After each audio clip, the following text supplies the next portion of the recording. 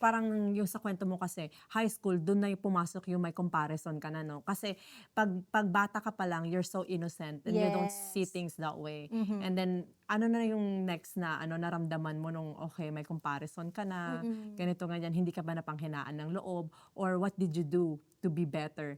At least man lang nung high school ka. Mm. Nag-aral lang ako. So, Mm. para sa'kin, hindi ako naiinggit kung ano yung meron sila, pero para sa'kin lang, I need to do something para medyo ma-improve naman yung buhay namin, gano'n. Yeah.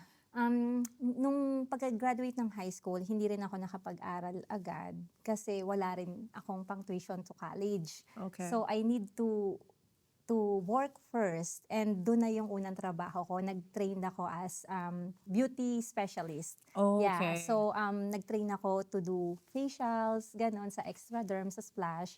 Yeah. And then after nun, yun, nabuntis ako. Oh, okay. So, hindi ka na nag-aral ng Hin- college? Hindi pa, yes. So Okay. nag-aral na lang ako when I already have my boys, my kids. Okay. Pero yeah, I was pregnant when I was 17. So Okay. maaga akong naging mommy. Okay. Yeah. Yeah.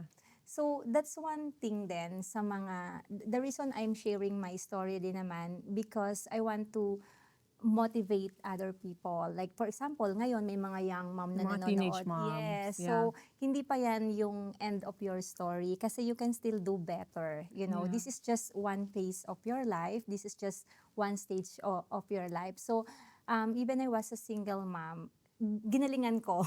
Okay. Alam mo Yeah. yon, tapos hindi ako nakaranas ng mga, usual teenagers, they go to bars or they, Yeah. Gimmick and stuff like yung mga that. Yeah. ganyan. Hindi.